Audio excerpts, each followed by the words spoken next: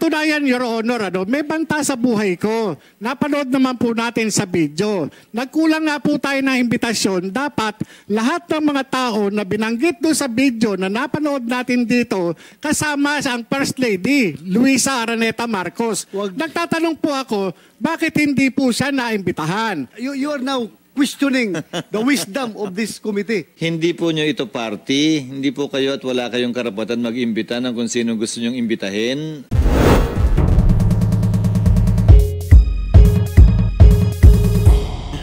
Mr. Morales, bigyan na lang kita na isang pagkakataon pa para malinis yung pangalan mo. Yes, Tinanong Mr. kita nung second hearing ng komite, if you misrepresented yourself sa personal data sheet na sinabit mo sa PIDEA that you were not dropped from the PNP roll and was not dismissed and suspended. Yung personal data sheet mo, yung PDS mo, was made under oath. Tama ba ako? Was it made under oath? Your Honor, sagot ko na po yan, Your Honor. Just answer me. Was it made under oath? Lahat po ng sinasabit ko po sa PIDEA, particular po doon sa PDS, ay lahat naman po ay under oath. Alright. So kung under oath yan, so you misrepresented yourself, so malinaw na doon pa lang sa PDS mo ay nagsisinungaling ka. No, Your Honor. Sapagkat nasagot ko po na ako po ay nag-comply doon po sa hiningi ng recruitment committee doon po sa PIDEA. No. I'm not, wait.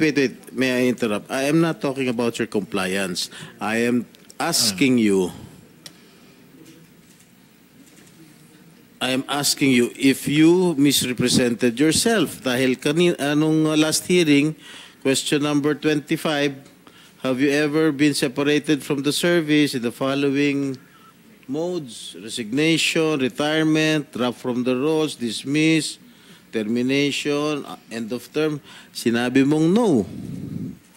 Inuulit ko lang yung tanong ko sa iyo nung nakarang hearing. No, Your Honor. Hindi ko po wala pong misrepresentation na Mr. Chairman. Ano tawag mo doon? Ito po yung merong yung recruitment committee, sila po yung nagpa-comply sa akin. May mga bagay po nung mga panahon na yon na wala po akong impormasyon patungkol po doon sa mga pinahingi sa akin ng PIDEA. Kaya po nung ako ay pinag-comply nila, ako naman po ay nag-comply, kaya po ako tinanggap nila, Your Honor.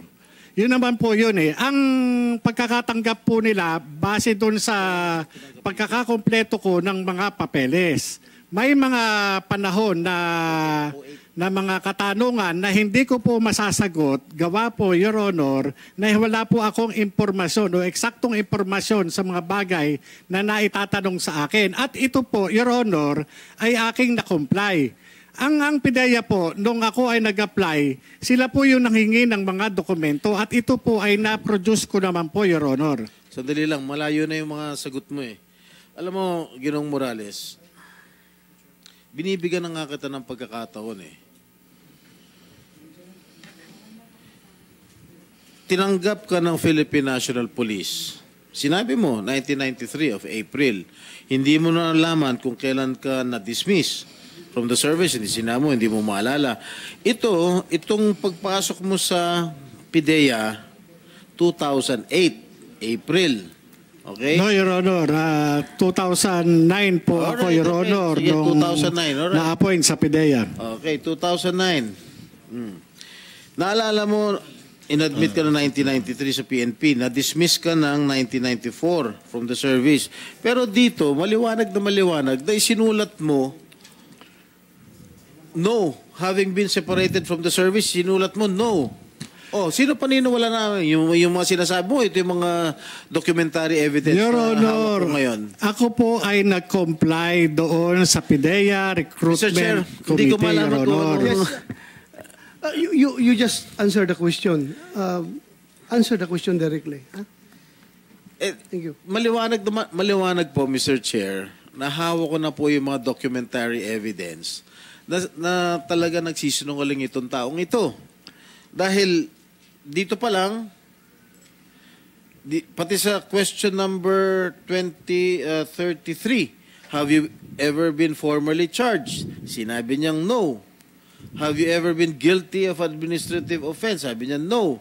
Yung have you ever been formally charged? Sinabi niya no. Ang dami niyang kaso na binanggit ko na yung mga during the previous hearings. Mr. Chairman. Yes, tanongin mo na kita, follow-up question. Bakit nakalagay doon no? Bakit Mr. no ang nilagay Chairman. mo?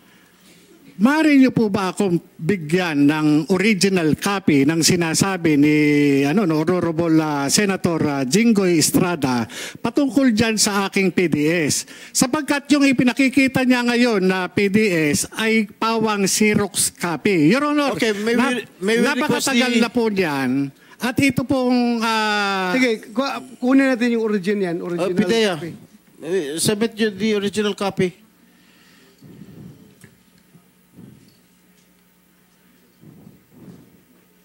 Where's the original copy of his PDS? I will ask our personnel officer right now to question. Mr. Chairman, if I may, Senator Yes, go Jinggoy, ahead. ang dami na nating hearing dito. Wala pang pinapakita kahit isang original si Ginoong Morales. Ngayon, siya yung manghihingi ng original. Kung ano man yung kopya meron si Senator Jinggoy, baka naman sapat na po yun dahil nakakatatlong hearing na po kami na picture lang ng Xerox ang pinag-uusapan po namin at pinagbibigyan po namin ng panahon. Bigyan nyo rin naman ng panahon yung Xerox ni Senator Jinggoy. Wag na po natin pahabain. Your Honor, Mr. Chairman, ito pong pagtungo ko rito ay bilang resource person, kaugnay po doon sa PIDEA Leaks.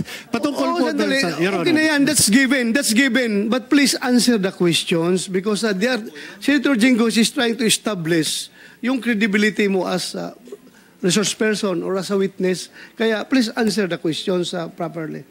Thank you. Mr. Chairman, the point is, so as not to cause undue delay, kasi hanapin yung original, again, can the resource person kindly comment on the photocopy given by Senator Jinggoy, or yung copy niya, na photocopy, hindi original? Because that's what we've been doing all throughout this time anyway. So baka naman, unless malabo po kung malabo, kuha tayo naman sa maliwanag na kopya. Mr. Chairman, Your Honor, mabigyan man lang sana ako ng pagkakataon na ma-examine mismo yung dokumento. Dahil ito po ay nagtutukoy doon sa akin. Paano ngayon kung tanungin naman tayo ng aking mga kasamahan na pwede niyo mabigyan ng hard copy, yung nakakalat ngayon sa social media na mga dokumento na nagiging sinasabi ng PIDEA Leaks. Kung hanapan tayo niyan, hindi rin tayo makaproduce. Ikaw hindi ka makaproduce. Sino pang involved dito? Maharlika. Damor hindi makaproduce. Maharlika. Siya nagpakalat niyan. Wala siya dito sa Pilipinas. Paano ngayon kung hanapan tayo ng record? And I have already, as I have said, I have already ruled and have given my opinion on that particular document na talagang totoo yan dahil hindi yan lalabas kung walang original na kinuna ng Xerox copy. So ganoon na rin ang nangyari sa papilis ni Senator Jinggoy. Your Honor, Mr. Chairman, ako po ay pinakitaan ng isang dismissal order kahit po wala yung twin due process. Katulad po niyan, sinasabi nung nakaraang hearing, pinakitaan po ako ni General Lasso ng isang special order na hindi ko alam na ako ay sinasabi dismiss. Pero Your Honor, hindi ako naka-avail o naka-attend man lang doon sa pre-charge. Walang patawag. Wala po yung twin due process na dapat ay nakamit ko. Kaya itong sinasabi ngayon na PDS na allegedly ay gawa ko at sinubmit ko, Your Honor, Mr. Chairman, dapat ko rin malaman at ma-examine kung ano itong nakalagay doon sa dokumento mismo. Sapagkat yung pre-ops at saka authority to operate, ito po yung parte ng trabaho ko, Your Honor, bilang investigador. Ito po yung personal na kaalaman ko na may kaugnayan noong 2012. Kaya po, nung pinakita niyo po sa akin yung dalawang klase ng dokumento at tinanong niyo ako doon sa memorandum na inisyu ng March 10, 2012, ito po ay aking kinilala sapagkat alam ko sa sarili ko na ako mismo ang gumawa at ito ay ginawa noong panahon na nandoon po ako sa PIDEA. Yun po, Mr. Chairman, Your Honor. Mr. Chair, itong hawak kong PDS, it is already certified photocopy. Sinertify ito ng PIDEA. So I don't think we still need to have the original copy we submitted Again, before this committee. With the permission of Senator Joy, Mr. Yes. Morales, pakiusap na po. 3 hearing na po tayo, di ba? Ulitin ko litrato lang ng Xerox itong lahat ng to nagsimula. So maaari naman po mapagbigyan nyo naman si Senator Jinggoy. Actual na Xerox to, na certified copy pa na pwede nyong makita. Yung pinagbabasihan nga po natin ng pagdinig na ito, hindi nyo ma-produce yung original. Litrato lang nga po So pagbigyan nyo na po para maka-andar na po tayo. Simple lang ho naman yung sagot Madali naman sagutin. Your Honor, Mr. Chairman, yun pong sinasabi ninyo na hindi ko ma-produce yung original. Talaga pong hindi ko po ma-produce. Hindi po yun yung tanong, Ginoong Your Honor. Chairman. Can the witness kindly just address what is being asked? Pakinggan mo lang gusto yung... Malayo lagi Senator sinasabi Chis. dito, Mr. Huwag kang Chair. lumihis sa tanong, please. Ang akin po ay, Okay, ulit. pagbibigyan niyo po ba si Senator Jinggoy o hindi? Para lumipat na siya sa ibang... Your Honor, hindi po. Your Honor. Hindi po siya katanggap-tanggap na ipresenta sa akin, Your Honor, sapagkat ito, hindi ko po siya makikilala na gawa ng ito ay Xerox copy, Your Honor. Mr. Chair, certified photocopy na ito ng PIDEA. So, PDEA, if that is certified true copy, meron kayong true copy doon sa files ninyo. If that is certified by you as a true copy, so it should be a true copy from an original document. Excuse me, Your Honor. A certified true copy replaces the presentation of the original document. And the presumption is, mas magaling yung tokayo ko si Attorney Francis dito, they perform their duties regularly. That they will not issue a certification unless there is a copy on file. That's why my point is it's unreasonable to be asking for the original because quite frankly, at least for purposes of the court, lalo na rito na relaxed rules of evidence tayo, na yung certified true copy, parang original na rin po yan. Yes, Hindi na kailangan pagdebatihan po yan. I don't disagree. I don't disagree Sagutin na with po kung ayaw yung sagutin. Lipat si Senator Jinggoy sa ibang tanong. I don't disagree with that. Ang tinatanong ko lang is, kinonfirm ko lang sa kanila na mayroong true copy yan. Dahil certified true copy man. Alangan naman hindi nyo certify kung walang totoong true copy yan. Di ba? So meron kayo sa copy nyo dyan, na original document. So sino nag-certify? O since certified mo, totoong kopya yan. So Mr. Morales, certified ng PDEA na totoong kopya yung dokumento na yan, coming from their files. Okay, I will give it to him, Mr. President, for him to examine.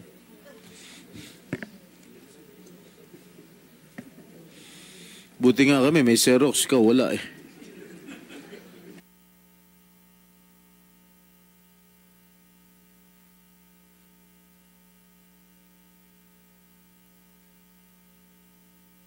Question 35 and question number 35 and number 37.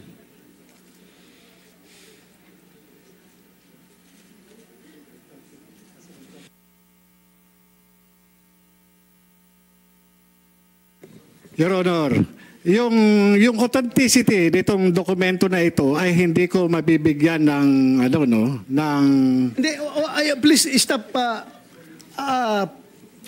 pointing about authenticity dahil certified true copy na ngayon galing dito sa PDEA. Ang atin lang, isasagutin mo lang yung tanong. Alam mo, Mr. Morales, habang patuloy ka nagsisinungaling, I might be forced to cite you also in contempt at sumunod ka kay Picoy. Your Honor, yung PDEA documents, hindi po sa akin nang galing yung pagkakalabas. Kaya ito po yung kinokorelate. Hindi nga sa'yo nang galing. Ang problema, kinonfirm mo na ikaw talagang pumirma, ikaw gumawa, ikaw pumirma. So, the same story.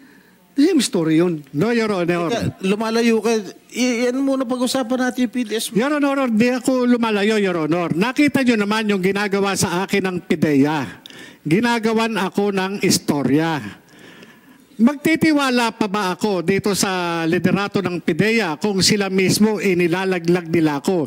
Yung dokumento na ginawa ng 2012, hindi nga nila tinatanggap, Your Honor. Ito pa na hindi nila kayang gawin. Nagawa na nga po ako ng dismissal order para palabasin na ako'y dismiss. Pero wala man lang akong due process na ang lapit-lapit lang nung una bahay ko, Metro Manila lamang po. Imposible na hindi ako makatanggap ng twin notice rule na isinasaad doon sa due process ko.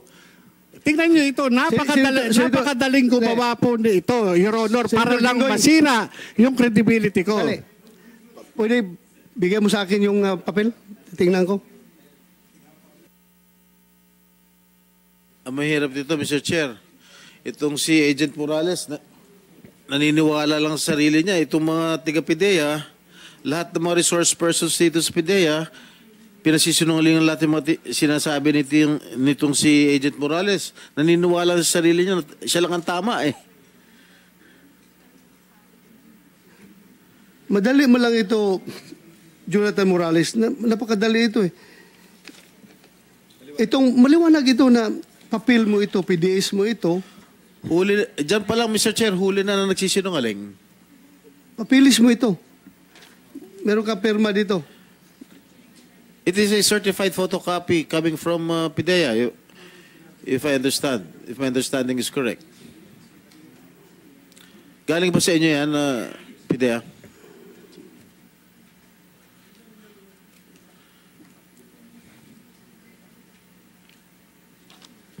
So, Senator Jinggoy, if you cannot get proper answer from Jonathan Morales, you may continue. Continue with other matters. Alam nyo, pagka ganito lagi ang sagot nitong si Morales, wala ho tayong makakamit na tunay na istorya galing sa kanya. Panay kasi sinungalingan lahat ng mga sinasabi niya rito sa committee.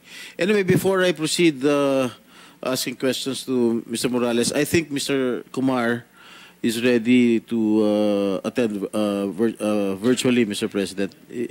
Yes, if the chair will allow it. Okay lang ba sa inyo na para bang nakukonsensya na nasa loob ng hospital, tinatanong natin yung tao? Baka may mangyari dyan. Pumayag na raw yung doctor, Mr. Chair, according to the lawyer. Baka may mangyari dyan. The doctor did not agree, but James just wants it already. No. Kailangan may doctor's advice yan. Nasa loob Pero siya ng... may doctor po doon, pero the doctor did not agree, but Oh, they did The doctor did not agree, or you did not consult with the doctor? he did. But the doctor said no. So, sabihin na, pag may nangyari sa kanya, wag na. makakabisin. No. Yan. Your Honor. Yeah, andyan na siya, pero ako... Pag may nangyari sa inyo, wag mo kami sisihin, Mr. Kumar. Hindi, sir. I just want to clarify. Gusto ko lang din matapos na ito kasi... Sandali lang, Mr. Kumar. Mr. Kumar, sandali lang. 1 minute suspension. We would like to hear from you, pero with that present condition, ako'y nakonsensya, kaya wag na, James, wag na. Baka may mangyari pa sa iyo dyan. Ako sisihin. Sir, honestly po, Your Honor, gusto ko lang din matapos na ito kasi for the previous how many days, hindi lang po ako nag-suffer, pati yung pamilya ko po dahil dinadrag po yung pangalan ko sa bagay na wala po akong alam at wala akong kailangan at wala akong sinasabi. Hindi ko alam bakit ganun po. Na-stroke na ho lahat dahil dito. Hindi na ho tama ito. Sorry, James. Sorry for your condition. I apologize, ha? I apologize na nagkaganyan ka. Parang niya ako pinagbintangan sa bagay na wala po ang ginawa. Hindi naman ho tama ito. Yung pangalan ko, pangalan ng pamilya ko, sinira sa lahat. Wow, paki-off na, sabi mo kayo, walang doktor dyan. Against doctor's advice. Mag-uusap lang tayo next time, James. Sige na. Thank you. Relax ka na dyan. Relax. Salamat po. Sige. Thank you.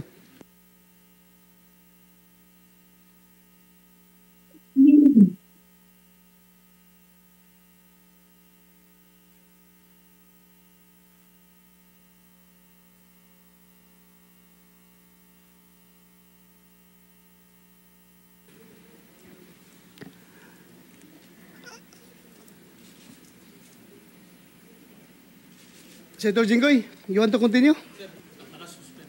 Resume muna. Session resumes. Senator Jinggoy, you have the floor.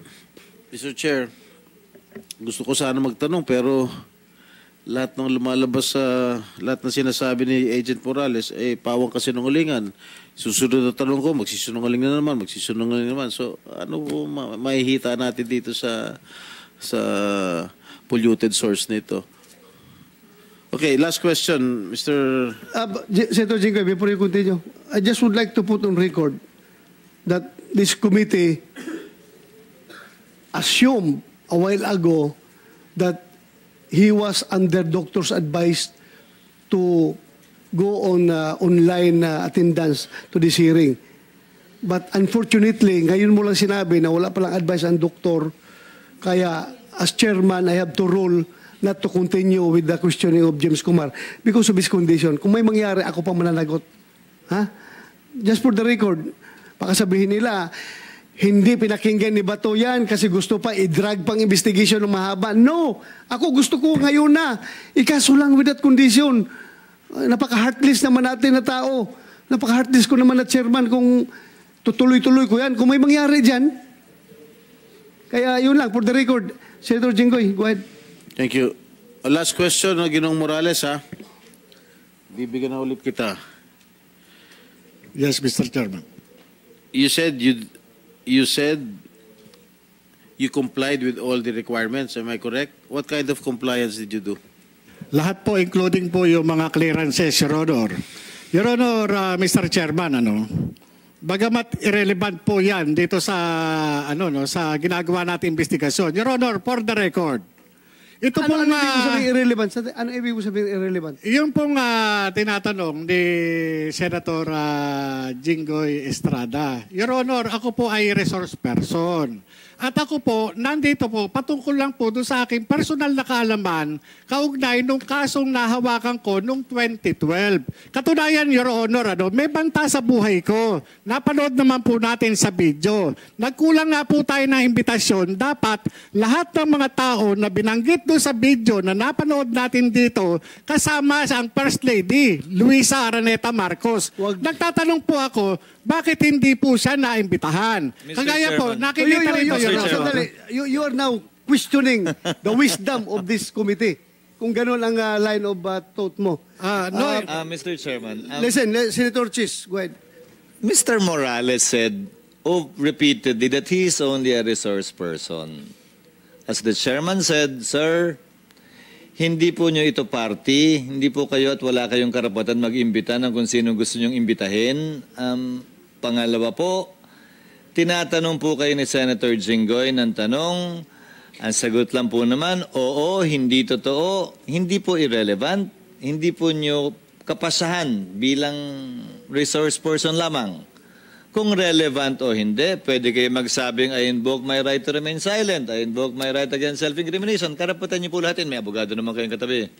Pero hindi po para sa inyo na pagsabihan ng miyembro ng komiteng ito na irrelevant yung kanyang mga tanong. Sagutin niyo na lamang po na ayoko pong sagutin. Ganun, tapos. Para hindi na po tayo magtagal masyado. Yes, that's true.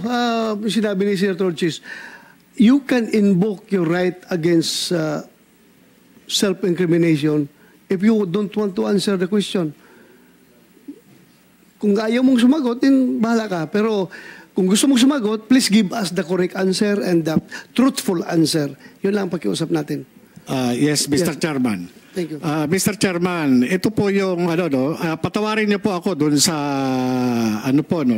Pero ito po bilang investigador. Marapat lamang po na ipatawag kung sino-sino yung mga tao na nabanggit dun sa video. Napakaseryoso po, Your Honor. Yung sinasabi na papatayin yan.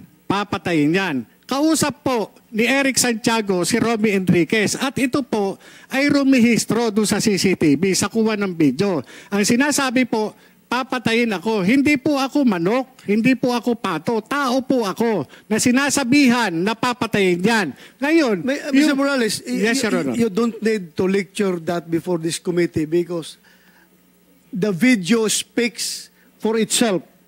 Nakita natin yung video. At ako naniniwala sa nangyayari doon sa video na yon.